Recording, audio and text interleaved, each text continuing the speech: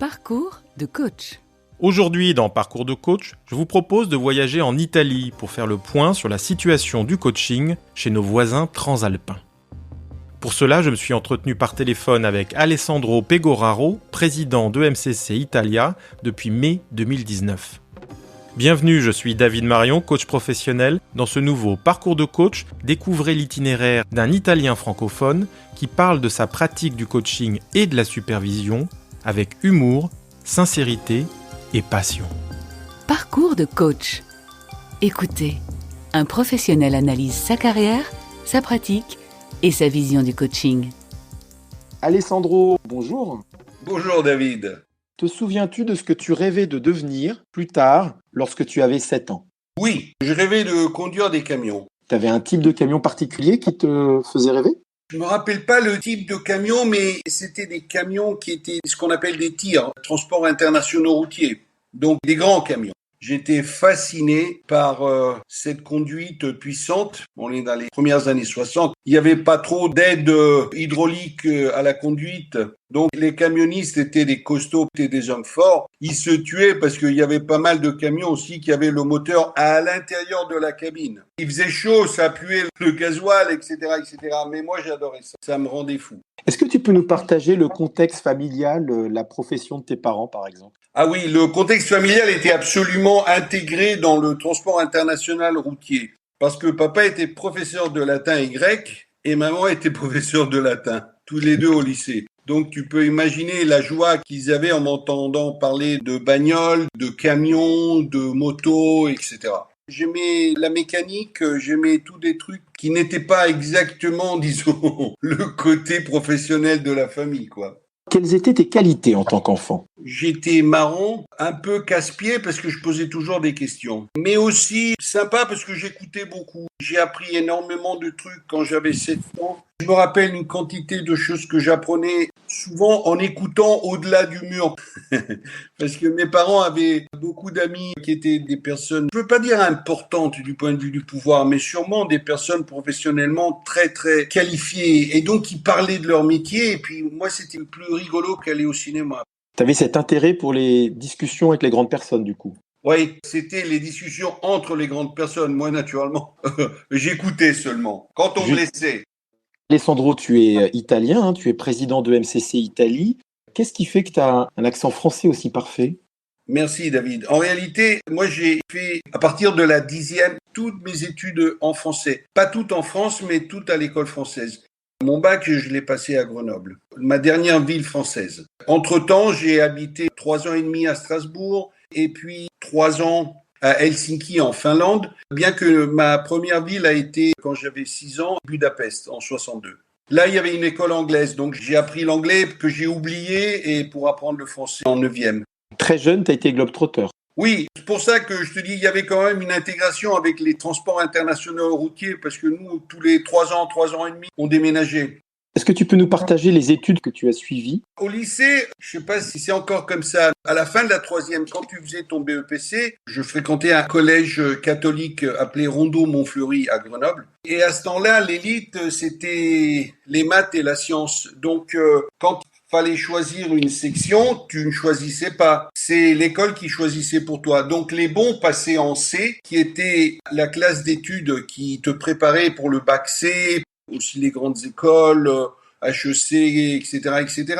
Et puis le reste terminait en A. Il y avait aussi le B, le D, etc. Mais enfin, les deux parcours plus importants étaient choisis par quelqu'un d'autre. Alors moi, maths, très mal. Aucun intérêt, aucun effort, m'a dit une fois ma prof de maths. Et donc, j'ai été passé d'autorité en A. Et là, j'ai fait une traditionnelle suite des études, disons, sans grec, mais avec le latin. Ce qu'on appelait A4. Et par la suite? Alors, par la suite, je suis venu en Italie. Et là, j'ai commencé avec une grande erreur. Je me suis inscrit à la faculté de droit. En 6 mois, j'ai compris que c'était pas pour moi et je suis passé ce que j'aurais dû faire tout de suite, c'est-à-dire philo. Là, j'ai fait une maîtrise en philosophie avec une orientation en théologie. Ce que j'aime bien raconter, c'est que j'avais aucune intention ni de devenir un prêtre, ni de faire quelque chose de particulier grâce à la théologie. C'est tout simplement que dans l'université que je fréquentais à l'époque, qui s'appelle Université catholique de Milan, il y avait un monde extrêmement rasoir dans toutes les sous-disciplines de la philo. Par contre, dans le département de théologie et de ce qu'on appelait sciences religieuses à cette époque, là, c'était marrant. Il y avait plein de gars jeunes qui étaient passionnés, conduits avec une méthode managériale très innovative, coup de pied aux fesses, par 2 ou 3 théologues un peu anciens, mais extrêmement fascinants. Quand on a fait notre pré-interview, tu m'avais dit aussi que ça t'avait permis d'approcher la réflexion sur les organisations. Oui, alors ça a été après. Parce que à la fin, je devais faire ma thèse de maîtrise. Je sais pas, à ce moment-là, je suis retombé amoureux pour l'histoire contemporaine. Et donc, j'ai fait une thèse sur le syndicat. En France, on l'aurait appelé la CFDT, donc le syndicat important non communiste, non marxiste. Et là, ça m'a donné un nouvel essor sur lequel j'ai travaillé un peu. Quelle a été ta première partie de carrière professionnelle ? Alors, ma première carrière professionnelle a été un coup de peau.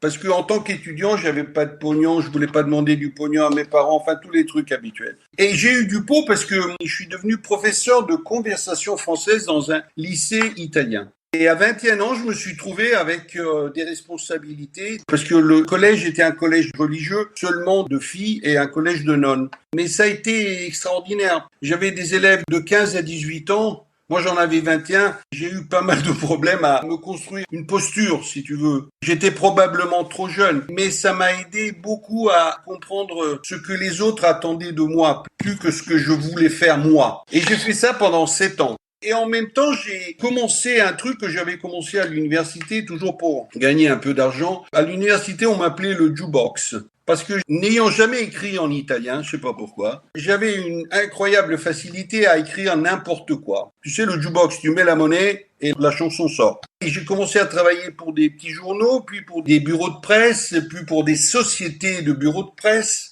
J'écrivais n'importe quoi. Il y avait une seule condition pour moi. Et ça, c'est intéressant pour mon métier aujourd'hui. Je ne devais pas écrire de moi-même. T'écrivais sur un autre sujet ou à la place de quelqu'un, c'est ça ? Voilà. Et je dois dire que écrire à la place de quelqu'un était naturellement le mieux payé. Et donc, j'ai fait ça en parallèle avec mon métier de professeur. Et ça a duré 6-7 ans. C'était marrant, mais j'ai commencé à penser qu'il n'y avait pas de projet. Le risque était de continuer cette vie un peu comme ça, sans un projet vraiment de développement. Et je parle pas seulement de la carrière, mais vraiment de développement personnel. Et j'ai pensé qu'une idée pouvait être de me chercher une place dans une boîte. Mais là aussi, j'ai eu du pot et j'ai trouvé une maison d'édition américaine qui faisait des sélections. J'ai participé et on a été pris, moi et un collègue, et j'ai commencé à faire l'ouvrier du livre, donc le rédacteur. Dans la maison d'édition ? Dans une maison d'édition américaine, oui, qui publiait en italien naturellement. Mais c'était une multinationale, elle s'appelait Reader's Digest. C'était un truc très important dans les années 70 et 80. Ah, mais je connais, c'est une revue qui faisait des résumés de livres. Nous, on faisait la revue et aussi les bouquins qui étaient des bouquins avec le dos rigide marron, qui s'appelait Condensed Book. Et ça a été vraiment mon Saint-Cyr de l'édition, parce qu'on avait un entraînement qui était féroce. Il me semble que ça a duré plusieurs décennies, en fait. Ça a été arrêté il n'y a pas si longtemps. Ça a été fondé par 2 Américains qui, justement, voulaient lire beaucoup, mais n'avaient pas beaucoup de temps. Et ils ont dit, pourquoi pas on essaye de couper. Le terme en italien et en français, c'était des condensations, mais c'était pas des condensations. Ils coupaient des choses qui retenaient pas importantes. C'était un truc international qui marchait très fort. En 83, la revue dont tu parlais vendait en Italie 1 300 000 copies. C'était des synthèses d'ouvrages, et c'est vrai que pour les gens qui n'avaient pas le temps, c'était assez pratique.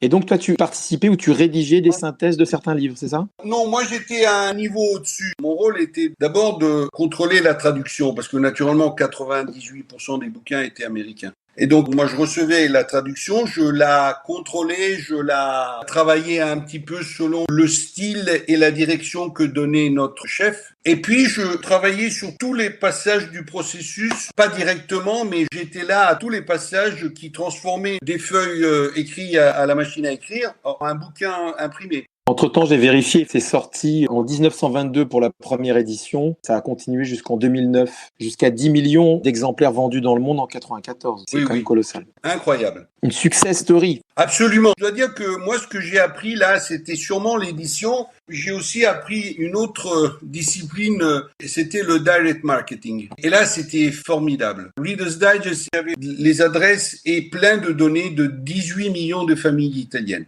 Avec l'informatique des années 70 et 80. Ils étaient capables de vendre n'importe quoi. Mon travail était de faire l'ouvrier du livre, mais ma marotte était d'interviewer à tous les rois ou les reines de l'équipe qui étaient les product managers. De temps en temps, je demandais la permission de participer à des réunions. J'écoutais, je prenais des notes, je trouvais ça fantastique. Donc, tu as appris plein de choses sur le marketing avec cette expérience qui a duré quelques années. Oui, c'était du marketing difficile et très coûteux parce que tout était imprimé.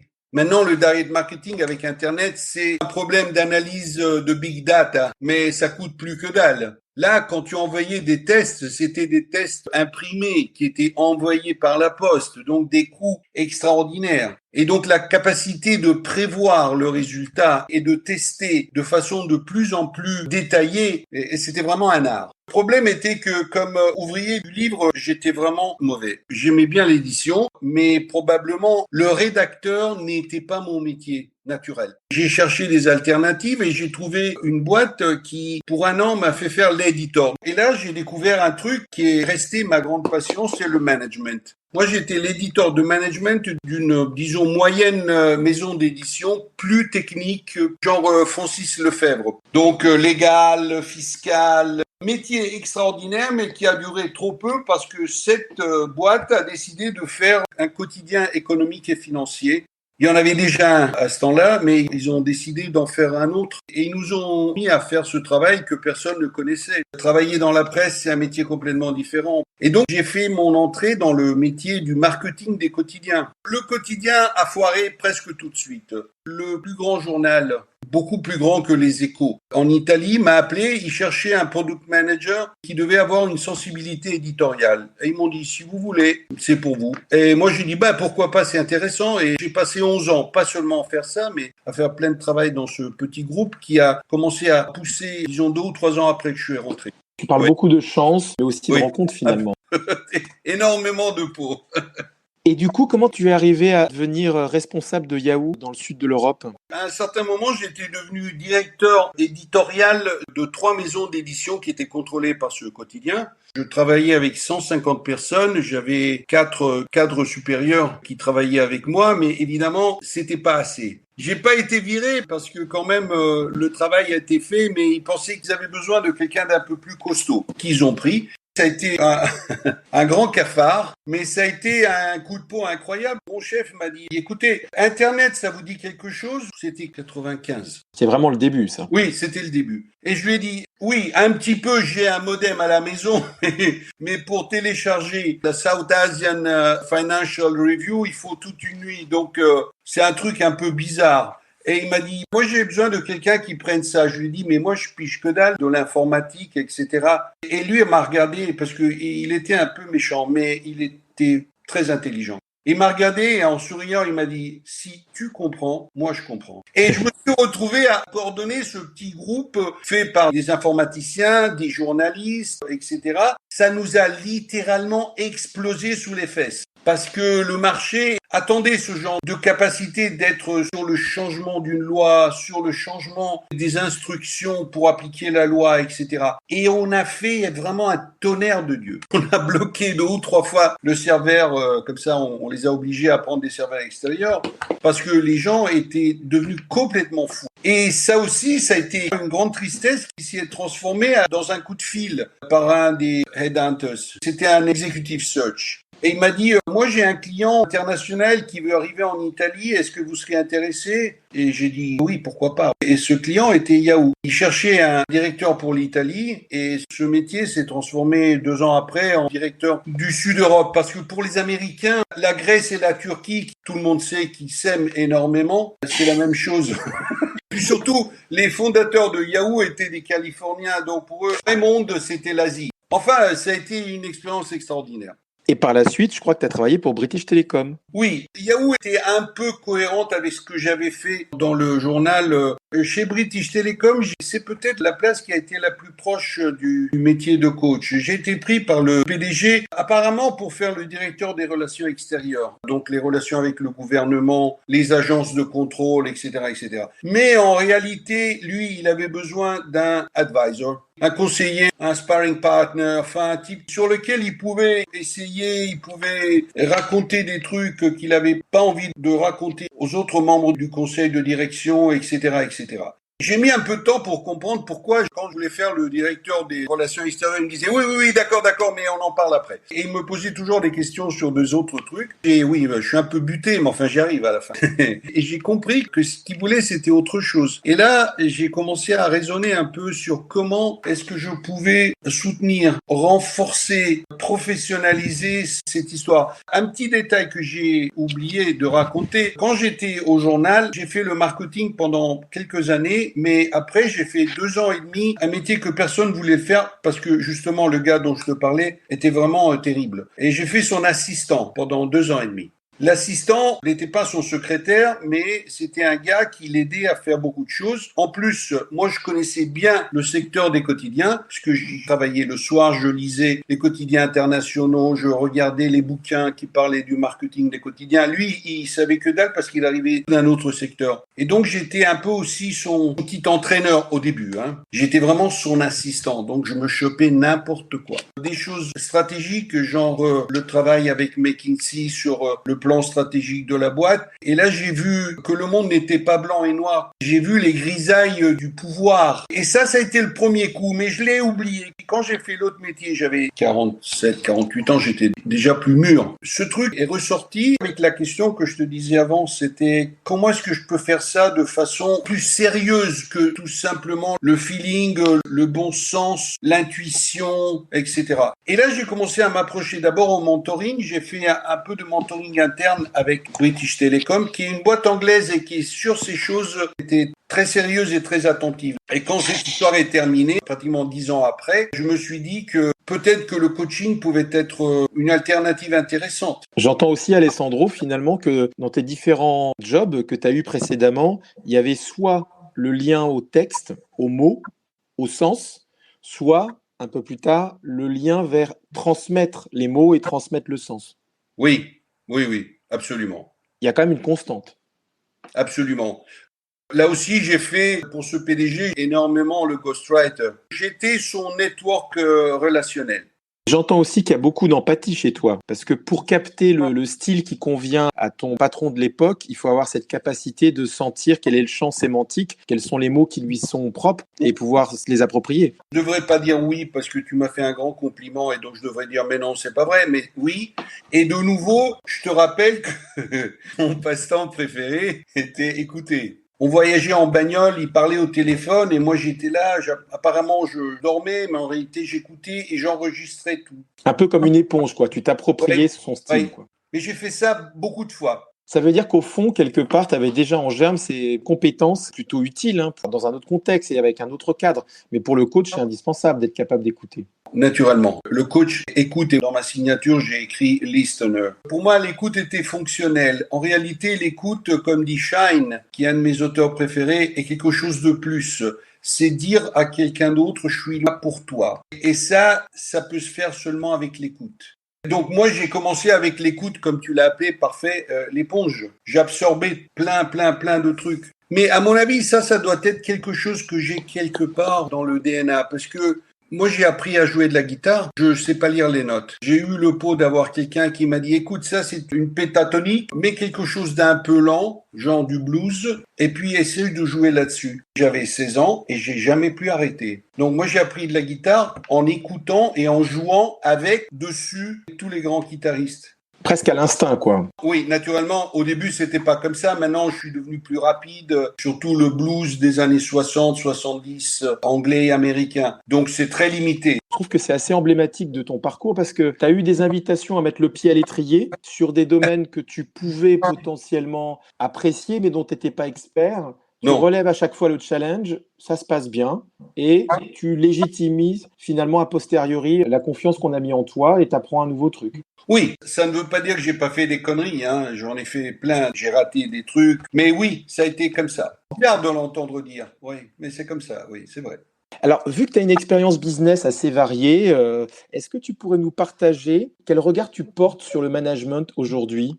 Et aussi parce que tu es coach depuis un certain nombre d'années et que tu as accompagné bien évidemment des top managers, j'imagine. Je suis pas le coach qui dit moi je suis un top executive coach. Moi les premiers gars qu'on m'a fait coacher c'était des sous-directeurs de librairie d'une boîte importante à Milan. Et c'était des jeunes gars qui étaient très compétents mais qui n'avaient pas trop encore la capacité de gérer d'un côté le client, de l'autre les collègues. Mon rêve c'est de faire du coaching aux réceptionnistes. Et ça aussi, je trouve que c'est intéressant parce que, y compris dans tes différents emplois, il y a un besoin d'être quand même proche d'un certain pragmatisme. Absolument. Et à mon avis, ça, c'est un des grands problèmes que le coaching, il n'y a pas moyen de faire parler la souffrance de l'infanterie, les employés, etc. Je les appelle l'infanterie et moi, je m'appelle un officier d'infanterie. Je suis pas un corps d'élite. Moi, je suis orgueilleux d'être un ex-officier qui a commencé comme un troupier, quoi. Mon petit point de vue, c'est qu'il faut jamais oublier que les personnes qui travaillent, je dis une banalité énorme, mais une vérité aussi, ils travaillent. Ils en ont rien à foutre de tout ce que tu ajoutes. Ils travaillent, ils ont beaucoup de problèmes parce que, par exemple, la population féminine, naturellement, n'a pas seulement ce travail-là. Elles ont leur famille, elles ont les parents. Nous sommes une population ancienne, donc il y a toutes ces interactions qui naturellement tombent toujours sur les filles en général. Et donc quand tu arrives en disant non, il faut changer, il faut se développer, c'est mauvais, tu vois, totalement en bonne foi, hein, attention. Tu tires sur l'ambulance. Le management aujourd'hui, naturellement, a été bouleversé par ce qu'on a passé tous ensemble et aussi dans une situation de énorme fatigue, tristesse et sens de oppression. Moi, j'ai jamais vu un truc comme ça, même avant le Covid. Le Covid a naturellement augmenté ça. Mais le sens d'impuissance d'un côté et de l'autre, de personnes qui te demandent de plus en plus des choses impossibles, à mon avis, ça finira par craquer. Moi, j'ai lu un bouquin que j'ai pas eu le courage de terminer parce que c'était terrible. C'est un bouquin du professeur Pfeiffer, qui est un sociologue des organisations américaines. Le titre est Dying for a Paycheck. Mourir pour une paye mensuelle. Et je te dis seulement un chiffre. En Chine, selon l'Organisation mondiale de la santé, toutes les années, il y a 1 million d'employés qui meurent pour le stress et toutes les maladies liées au contexte. Ah oui, ça fait froid dans le dos quand même. Oui, ça fait froid dans le dos. Même une personne fait froid dans le dos. Mais quand tu lis 1 million, tu dis, mais non, il y a quelque chose qui s'est coincé. Je ne sais pas quoi, je vois seulement ce qui m'arrive dans les projets de coaching. Des personnes fantastiques, des soldats disciplinés, motivés, qui petit à petit, ils s'éteignent. Je te dis, j'ai pas de solution. Moi, j'ai vécu dans un temps un peu différent. Et je me sens vraiment toujours avec beaucoup de peau. Mais ce que je vois aujourd'hui de personnes que j'aurais admirées vraiment dans toutes les périodes, les voir mal fichues comme ça, c'est moche et c'est triste. Et en tout cas, c'est un problème. Les grandes organisations sont allées un peu au-delà de ce qui est humain aujourd'hui. Il semblerait en tout cas que les lectures que tu as ne donnent pas un avenir très optimiste sur le management. Le management est quand même quelque chose d'essentiel. Ça me fait marrer parce que beaucoup de métaphores du management sont prises soit de l'armée, soit des sports. Malheureusement, les sports et l'armée ont des temps complètement différents. Parce que quand tu as une partie de n'importe quel sport, tu as la préparation, tu as la partie, et puis après, tu as, disons, l'analyse de la partie, l'analyse de la performance. Quand tu es dans une boîte, tu es toujours dans ta partie. Tu n'as jamais le temps de faire une analyse parce que tu es toujours pris par 50 000 choses contradictoires, entre autres. Ça, c'est le management. C'est survivre à cette espèce de pression incroyable. Ça devient le vrai management. Des chefs arrivent à freiner un peu cette folie, à construire un monde peut-être un peu moins dingue dans lequel les personnes réussissent toujours à donner quelque chose en plus. Mais c'est un peu rare. Et comment tu as décidé à un moment donné de sauter le pas et de devenir coach? Ça s'est passé pendant une absence de coup de peau. C'est-à-dire que je me suis pété la gueule en tombant de la bécane. et j'ai passé 2 mois immobile parce que j'avais une jambe et le bassin complètement fracturés. Et à part les 2 ou 3 premières semaines où vraiment j'étais fou de douleur et de médicaments, après j'avais du temps de lire. J'ai lu Sir John Whitmore, un des codificateurs du coaching moderne. Et j'ai aimé. C'est en quelle année ça, Alessandro? En 2013. Ça commençait, tu sais, comme un petit arbre que tu plantes, il pousse. J'ai lu Edgar H. Schein. J'ai commencé à lire des trucs intéressants qui soudaient ma passion pour les organisations et les personnes qui sont dans l'organisation. J'ai dit, c'est pas mal ce machin-là. Bon, naturellement, quand je suis revenu au boulot, j'ai recommencé à travailler. Je pensais sérieusement que ça pouvait être une alternative. Et puis, il s'est passé encore un coup de peau qui se passe de temps en temps dans les grandes multinationales.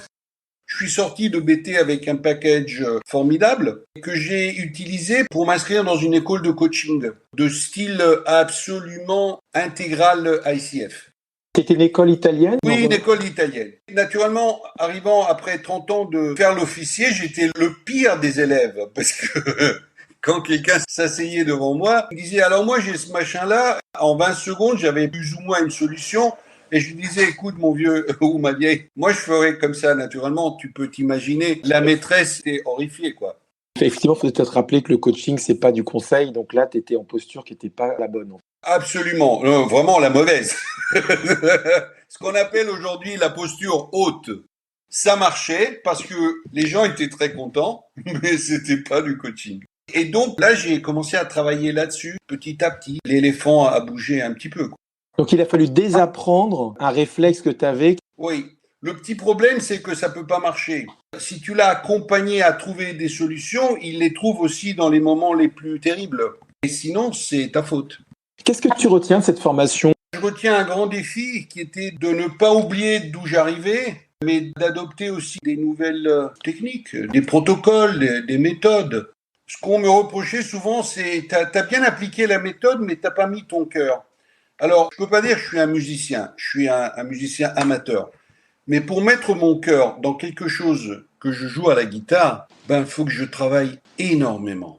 Et donc, il y a cette manie de la part des écoles, d'un côté d'imposer des méthodes, et de l'autre de te dire, oui, mais t'es pas assez bon parce que tu mets pas assez ton humanité au service de ces méthodes. Il faut du temps.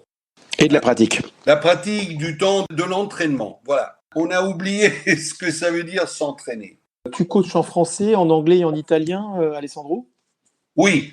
Et quelle différence fais-tu dans l'accompagnement selon la langue dans laquelle tu pratiques? À mon avis, la vraie différence est entre la ligne Maginot. C'est-à-dire que France et Italie, il y a des différences, mais elles sont pas aussi importantes. La grande différence, c'est avec la culture anglo-saxonne.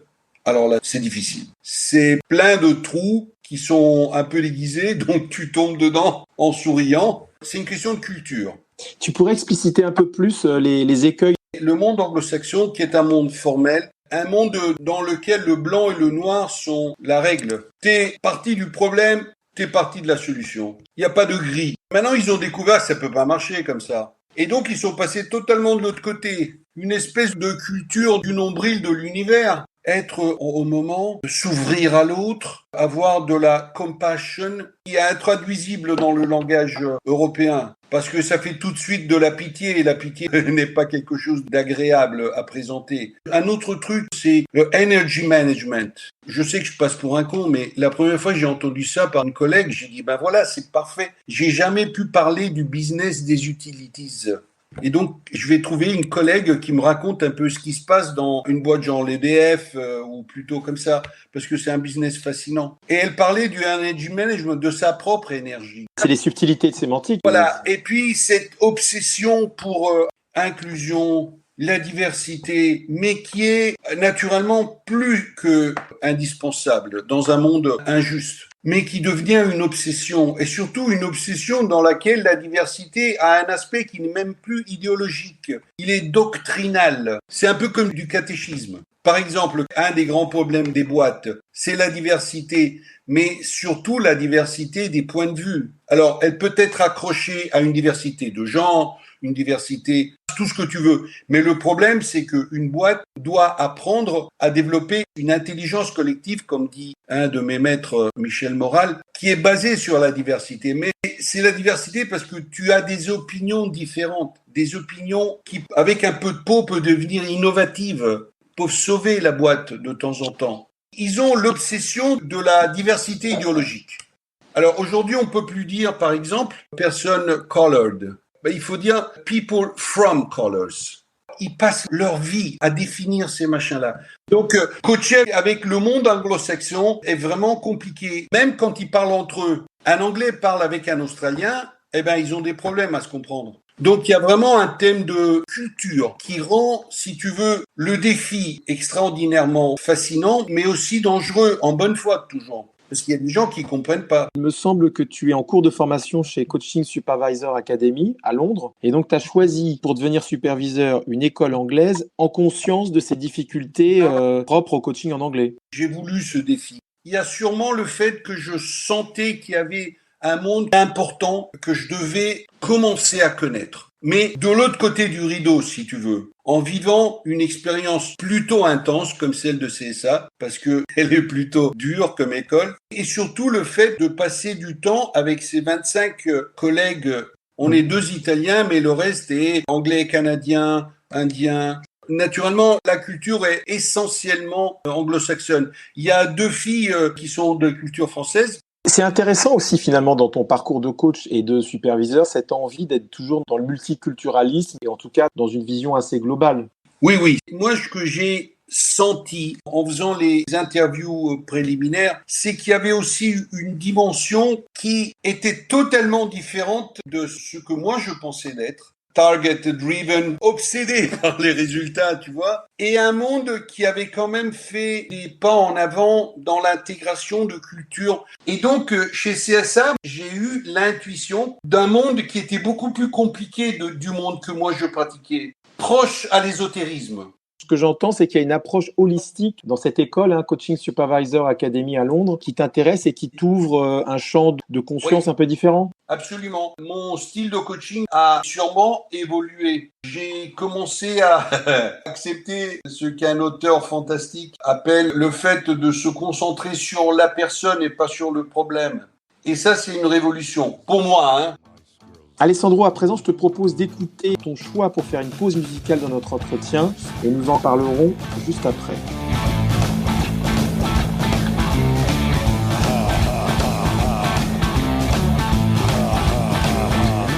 Here is fine if you got the time and attend to get yourself in. Here is tight most every night, but now I might be mistaken.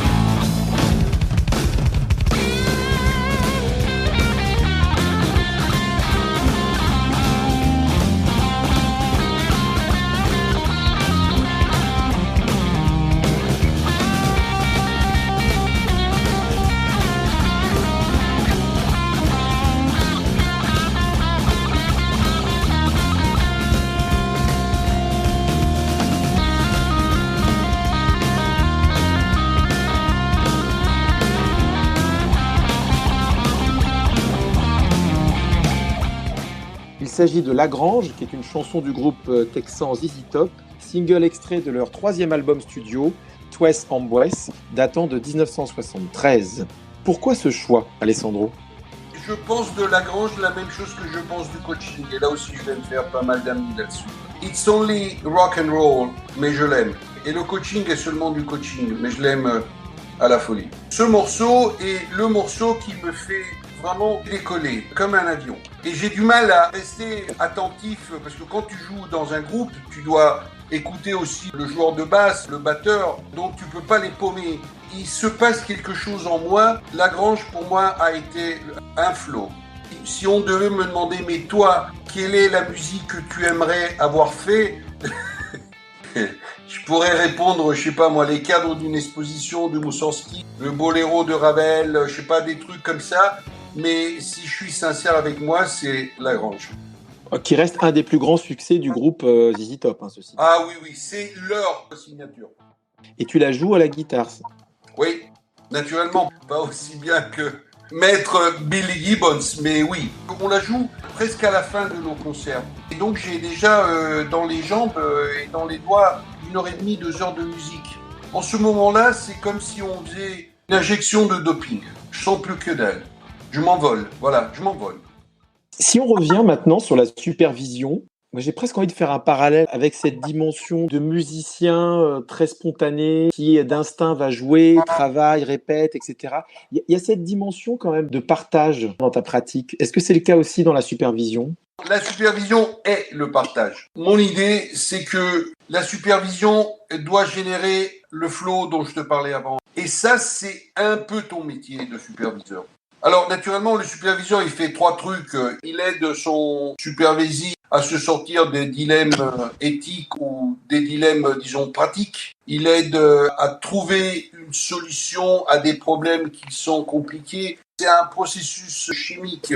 C'est un peu comme la mayonnaise. De temps en temps, ça marche. De temps en temps, ça marche pas.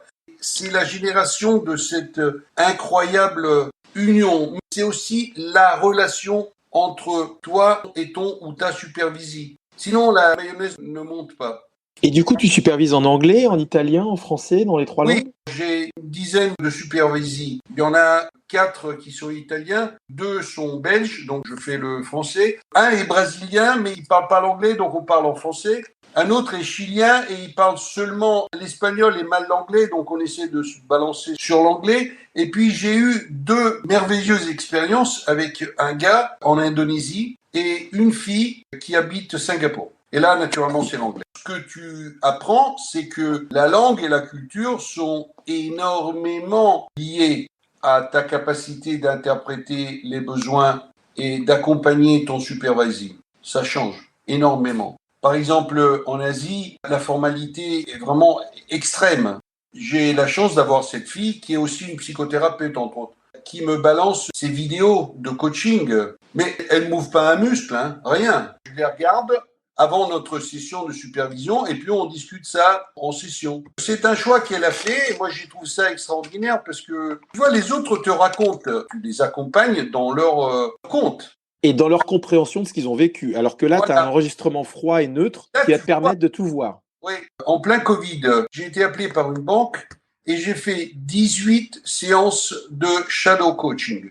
Le shadow coaching, c'est tout simplement, tu assistes à des actions de ton client dans son contexte. Mais là, c'était plus compliqué parce que là, c'était accompagner un super cadre avec son team en virtuel. Donc, c'était un machin de 3 heures. Tu faisais 45 minutes dans lequel tu le réchauffais un peu. Tu lui demandais avec ce meeting qu'est-ce que tu attends, quelles sont tes prévisions, où est-ce que tu veux arriver. Et puis tu passais le meeting avec lui dans lequel lui il te présentait, mais après tu disparaissais. Donc tu enlevais le vidéo et la voix. Et tu prenais des notes, je sais pas moi, 20 pages de notes. En rouge, les dynamiques et en bleu, les contenus si tu veux. Dans beaucoup de ces séances, les notes rouges étaient supérieures, simplement parce que les contenus étaient incompréhensibles, parce qu'on parlait de finance, de risk management, de trucs énormément compliqués. Mais à la fin de tout ça, tu avais ton heure de coaching dans lequel tu parlais avec lui en lui posant des questions très simples. T'es content ? T'es pas content ? Comment ça s'est passé ? Et à la 3e, 4e question, c'était la chose la plus intéressante, la plus marrante, c'est que lui, il te disait, écoute, je vous ai tout dit, vous m'avez vu, maintenant dites-moi.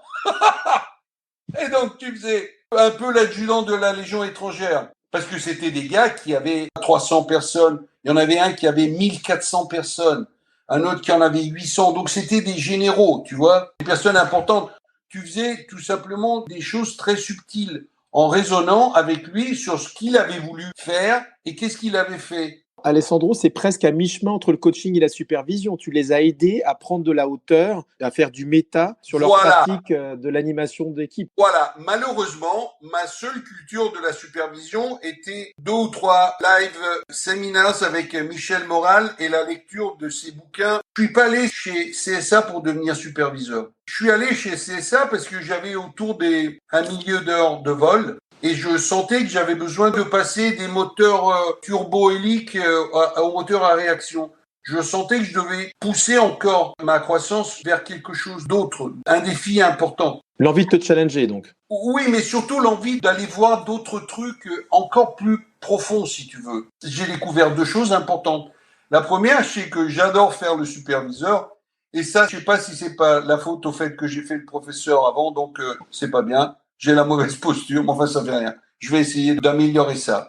Mais la deuxième, c'est que j'ai compris que probablement, en dessous de la ligne Maginot, donc si tu veux, si tu coupes la France à moitié et tu passes au sud, il y a, à mon avis, une remontée d'un peu de questionnement autour du coaching à certains niveaux. Le cadre supérieur, donc ce haut niveau de personnage qui contrôle une zone complète de l'Italie, une unité de business complète d'une banque de 55 000 personnes en Italie, pareil aussi un peu en Espagne. Ils en ont rien à foutre du coaching vu comme le truc entre le training, l'adjudant de la Légion étrangère ou au contraire le conseil. Parce qu'ils te disent, si moi je suis encore là et personne ne m'a viré, c'est parce que je fais bien mon métier. Donc quelqu'un qui arrive en me demandant, mais vous devez changer, vous devez embrasser le changement, tous ces machins à la consultant, ils me disent, moi j'en ai ras-le-bol.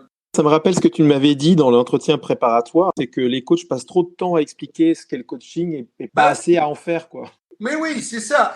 Quand tu leur dis, mais écoutez, moi je suis pas là pour faire ça, vous avez jamais des pensées, vous êtes toujours sûr que tout ce que vous faites est bien. Est-ce que vous avez envie de partager des doutes? Je parle de nouveau de gars ex-McKinsey, enfin des gens de niveau, hein. Alors, ils te regardent et en même temps, ils veulent pas te le dire, mais tu comprends très bien que oui, naturellement, ils ont des doutes. Ils dorment mal souvent la nuit parce qu'ils aimeraient partager des choses qu'ils font et qui ont des influences incroyables sur la vie des personnes, sur les résultats, sur leur vie, sur la vie de leur famille. Alors, pour moi, la supervision, c'est ça aussi. C'est de changer, si tu veux, de posture ou d'en adopter une encore plus naturelle dans laquelle t'es là, mais t'es pas là. Je les invite à réfléchir sur des trucs dans un contexte absolument blindé, dans lequel il ne peut rien se passer. Ils peuvent dire n'importe quoi. Parce qu'il n'y a personne qui leur dira, ben vous savez, vous êtes un vrai salaud. Ou plutôt, ah ben là, vous avez bien fait. Ils en ont rien à foutre parce qu'ils sont super payés, ils ont des super bagnoles, ils ont des super secrétaires. Donc pour eux, la confirmation de leur valeur est partout. Il y a un conflit d'arrogance. Il y a l'arrogance intellectuelle et de nouveau en bonne foi du coach qui est là et qui leur dit eh ben voilà, si je suis là, c'est parce que votre 360 degrés est comme ça, et puis la boîte va évoluer, il faut plus de partnership, etc. Mais là, c'est des gars qui gagnent 1 million d'euros par an. Ils te regardent, ils disent, mais qu'est-ce que vous menez à me marcher sur mes plates-bandes? Même si quelqu'un vous envoie de la direction. Naturellement, c'est une question de chimie, hein. En français, on disait des atomes crochus. De temps en temps, ça arrive, de temps en temps, ça n'arrive pas. Bon, ça, c'est un peu le métier. Mais ils aiment bien avoir un endroit dans lequel il y a quelqu'un qui les écoute, les fait parler, et de temps en temps, ils disent, mais vous, qu'est-ce que vous en pensez de ça? Et là, naturellement, faut faire attention parce que les pièges sont évidents. De temps en temps, c'est des pièges. De temps en temps, c'est des trucs vraiment en bonne foi. Alors là, ça commence à marcher. J'ai relu Shine qui dit quand vous accompagnez quelqu'un, vous avez naturellement le métier de l'accompagnement, mais vous devez vous rappeler aussi qu'il peut arriver que les personnes que vous accompagnez vous demandent de l'aide ou vous demandent quelque chose qu'ils ne peuvent pas savoir. Alors ils appellent le prescripteur, qui est un peu comme le médecin qui dit faites comme ça. Et il y a aussi ce que lui appelle en anglais l'information provider. C'est-à-dire quelqu'un qui a des choses que toi, tu ne peux pas avoir. Et donc, il te les livre. Quel est le défi? C'est de comprendre quel est le bon moment. Et là, ça cogne. Que si tu te gourres, le risque, c'est que le gars revient dans sa zone et referme la porte, quoi. J'entends beaucoup de passion, Oui. un vrai amour du coaching, en fait, hein. Je te dis, it's only coaching, but I love it. Je passe beaucoup de temps à penser à ces choses. Après avoir fait le professeur, après avoir fait le manager, une vie complètement différente, une vie qui ressemble plus à celle de l'artisan intellectuel. Ça me nourrit, si je peux me permettre cette métaphore. Le parallèle avec la musique chez toi me semble assez pertinent. Un domaine de passion, un domaine d'énergie. Oui, absolument. En plus, tu vois, la musique pour moi est aussi ce que j'appelle, en anglais, c'est Chinese Wall. Moi, j'ai 2 Chinese Walls dans ma vie. 2 endroits dans lesquels j'oublie totalement le monde à l'extérieur. Et je me concentre sur le hic et nunc, maintenant. Et c'est la musique et puis la cuisine aussi. Enfin, je fais des trucs très simples, mais je les répète 150 fois, tu vois. Comme le coaching. Comme le coaching, les grands maîtres du judo disaient, tu dois choisir un truc à toi et tu dois le répéter 1 million de fois. Il n'y aura plus de différence entre toi et ce que tu vas faire. Parce que tu vas être toujours dans ce que tu fais. Et naturellement, c'est jamais fini. Hein. Oui, c'est un chemin de vie. Oui, c'est un chemin de vie. Quels pourraient être les ingrédients qui font un bon coach selon toi? Moi, je suis de plus en plus convaincu qu'un bon coach est quelqu'un qui sait qui il est et sait comment utiliser soi-même dans certaines conditions. Ce qui veut en même temps dire qu'il comprend qu'il y a des situations dans lesquelles lui, il peut pas agir. Et donc, il s'enfuit. Il est confiant de ce qu'il est, sans devenir fou. Moi, je sais qui je suis et en étant ce que je suis, je fais des trucs parce que je suis cette personne-là. Je te fais un exemple avec la boxe, parce que c'est un truc que j'ai aimé à la folie. Si t'es un peu balèze et t'es pas très allongé, ton style va changer. Tout simplement parce que pour cogner, il faut que tu t'approches. Donc, 2 choses, tu dois être un gars qui endure la souffrance et un gars qui apprend aussi à en prendre le moins possible, parce que les coups font mal. Donc, tu vas construire ton style par rapport à ce que tu es. Si tu es un gars qui est allongé, qui a une bonne allonge avec les bras, tu vas faire ce qu'a fait Cassius Clay, ou Mohamed Ali, comme tu veux l'appeler. La légèreté, l'élégance, la rapidité, etc. Et donc, la caractéristique du coach n'existe pas. Il existe seulement sa capacité de comprendre ce que lui est, comment est-ce qu'il est fait, mais dans le vrai sens. Qui es-tu? C'est comment tu vas coacher. Et si tu comprends pas ça, eh ben, tu vas continuer à faire un truc moyen, professionnel, perfecto. Tu vas appliquer tous tes protocoles, tous tes machins là. Mais à mon avis, tu vas jamais arriver là où la vie du coach commence. Là aussi, c'est une question de considération. La ceinture noire de karaté, pour beaucoup, était une arrivée. Et c'est un point de départ. Si tu veux, dans la musique, c'est différent être un virtuose et être un artiste. Dans la guitare, on appelle ça les shredders. Les gars qui te placent 50 notes à la seconde et tu vois même pas les doigts qui bougent. Et puis, le grand bluesman qui sait pas lire ni écrire et qui, en 3 notes, te fait rebrousser les poils, quoi. Et le pari, naturellement, c'est que en tant que coach professionnel, tu as déjà les éléments pour souder ce que tu es avec, si tu veux, la technique. Mais le problème, souvent, mais ça c'est un reflet de l'inexpérience des écoles, etc., c'est que tu deviens fou sur la technique. Et à force de te focaliser sur ta technique, tu regardes plus la personne que tu as en face de toi, tu la paumes. Simplement, tu la paumes. Et du coup, avec la multiplication des écoles et des formations, le nombre des coachs augmente. J'imagine que c'est la même chose en Italie. Tu veux un petit nombre? Ouais, dis-moi. En 2018, un collègue à moi qui est un ingénieur a compté sur LinkedIn en Italie 40 000 profils avec le mot coaching à l'intérieur. Donc c'est énorme. Le problème, c'est qu'en 2020, il a refait le même exercice et ils sont montés à 55 000. Mais ils sont pas tous coachs professionnels, hein. Mais non. Ils mettent coach parce que c'est quand même un mot qui est un peu à la une. Une appellation qui fait vendre et qui en plus n'est pas protégée. Vous êtes quand même 60 millions en Italie, donc ça fait quand même beaucoup. Oui, c'est énorme. Je te dis. Mais en général, c'est des instructeurs.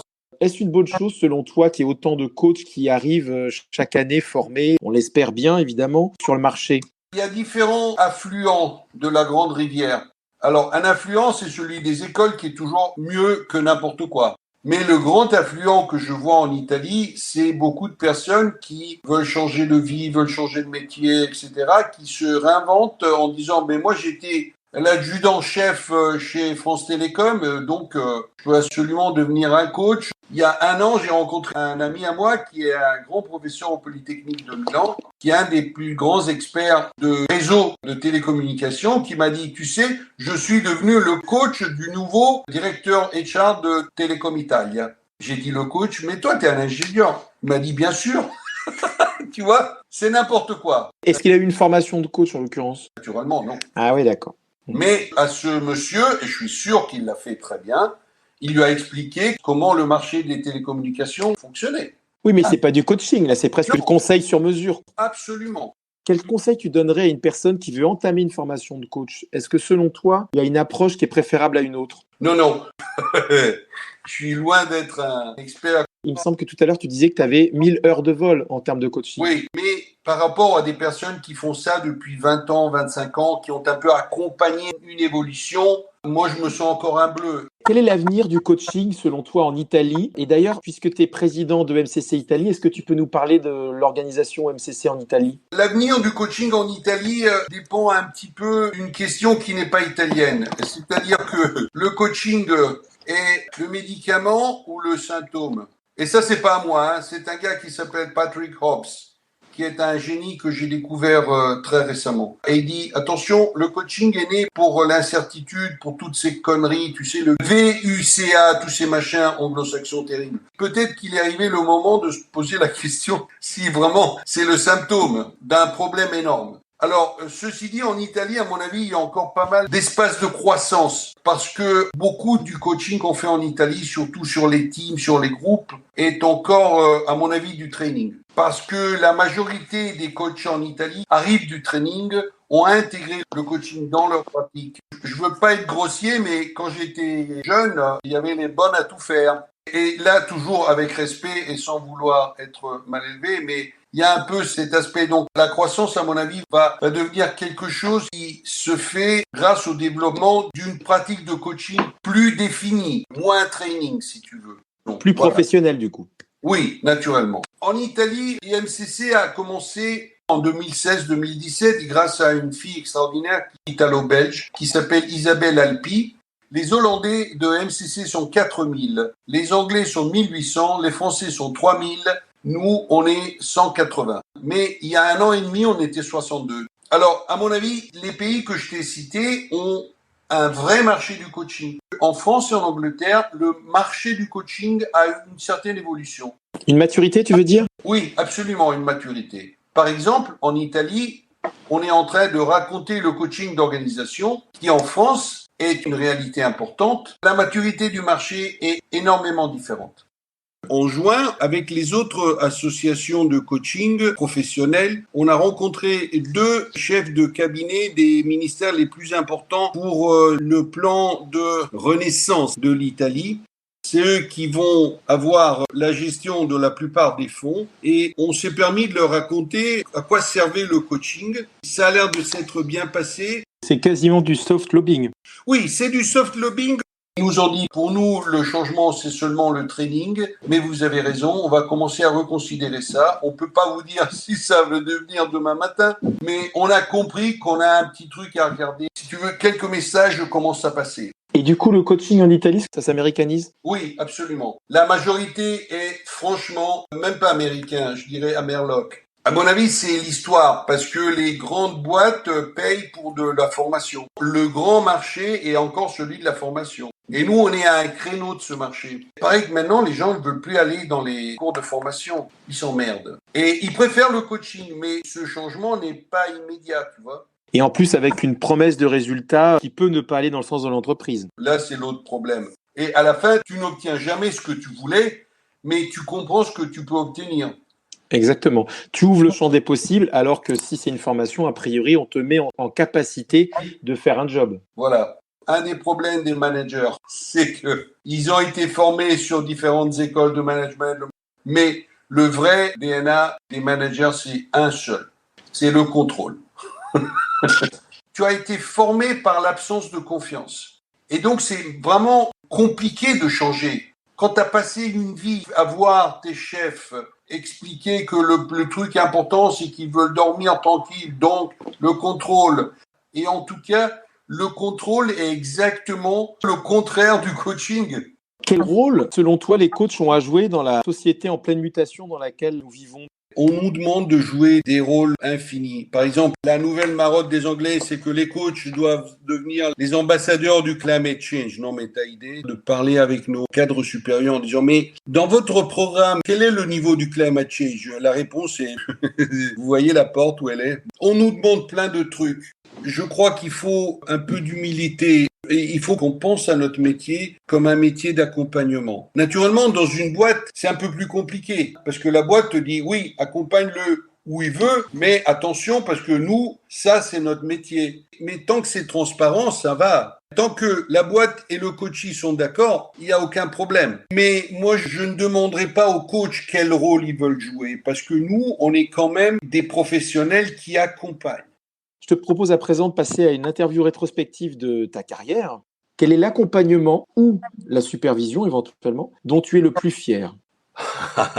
Ça, c'est une belle question. Écoute, j'en ai une qui est vraiment le contraire de ce qu'on pourrait s'imaginer. Alors, j'ai eu un cas dans une mission où j'avais 15 coachés, cadre supérieur d'un groupe bancaire. Bon, avec 14, j'ai fait mon honnête métier. Le HR était content, eux étaient contents, leur chef était content, ils ont vu des progrès, donc j'ai fait un bon métier. Il y en a un seul qui m'a pas ouvert la porte. Rien à faire. Il voulait faire des conversations. Moi, je me sentais comme un voleur qui volait de l'argent. J'ai pensé de faire un truc typiquement protocolaire américain, c'est-à-dire retourner vers la personne project manager et lui dire écoutez, XZ n'a rien à foutre du coaching. Donc, on arrête. Et je l'ai pas fait. Et ça a peut-être été une des choses de laquelle je suis le plus fier. Parce que je leur ai tiré dessus.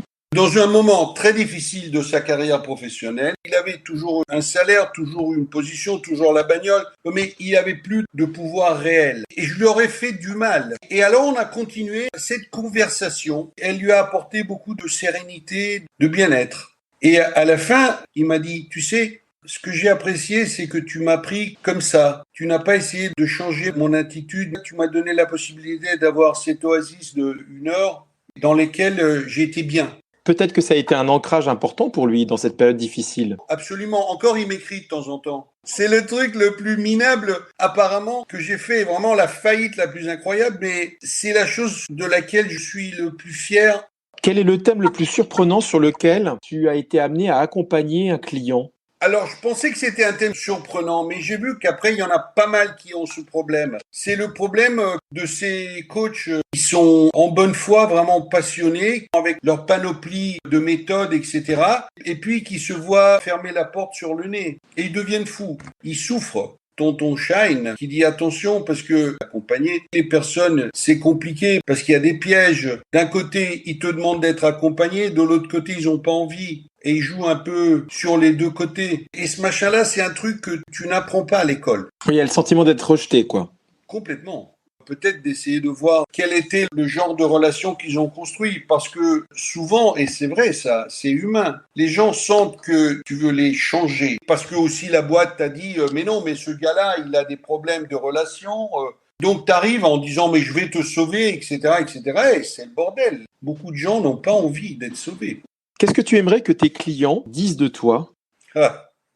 Écoute, je peux te raconter seulement ce que un de mes supervisés m'a dit. Il m'a dit un truc qui m'a beaucoup plu. Il m'a dit, tu vois Alessandro, la chose qui m'a plu dans notre relation, c'est que tu as des idées très claires et très fermes sur beaucoup de choses, mais tu ne les imposes pas. Et si quelqu'un n'a pas les mêmes idées, c'est pareil. Tu les partages.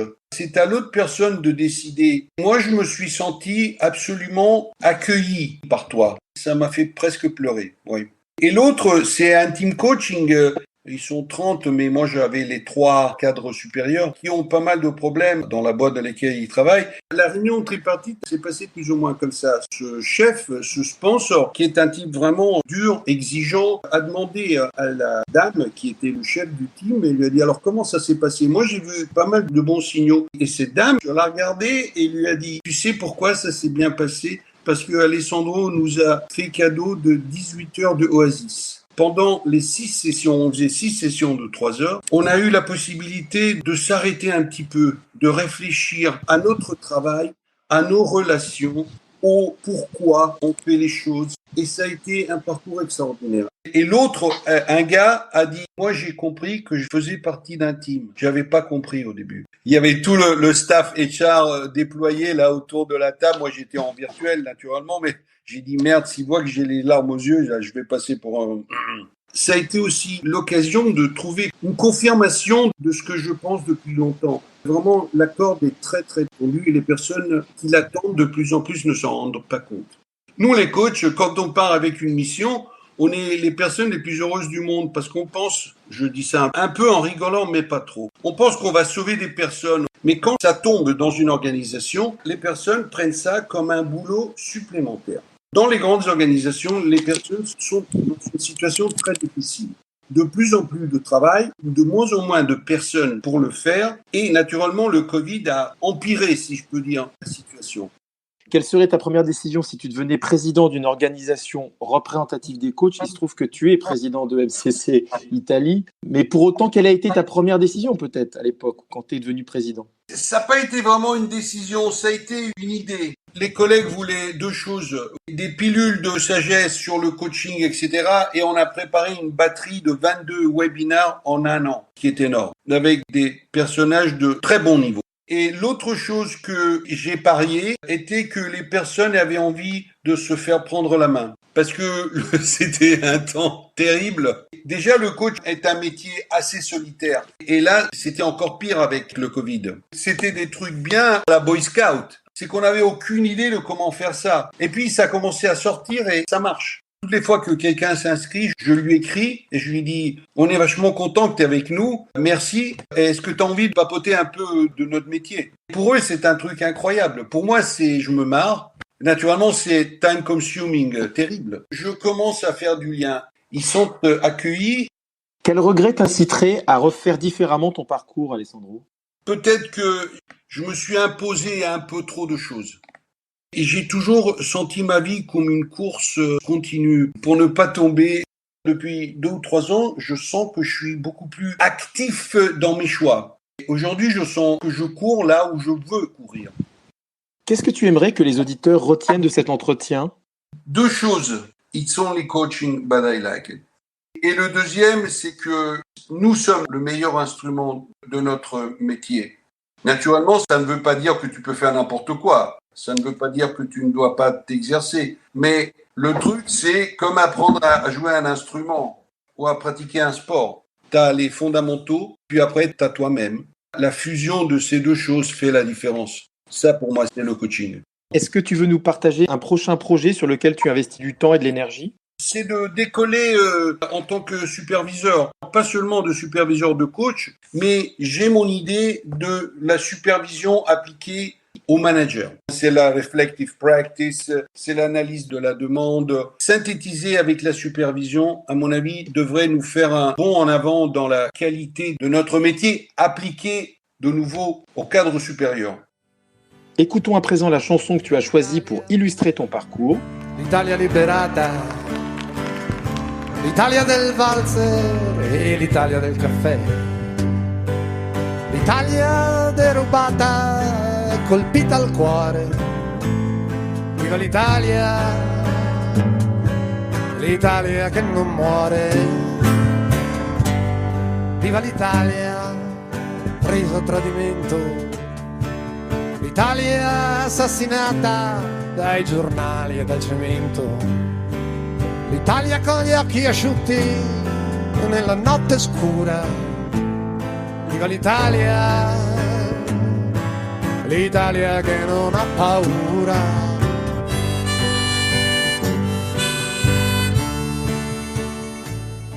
Alors il s'agit de Viva l'Italia de Francesco De Gregori, qui est un auteur-compositeur italien, et cette chanson date de 1979.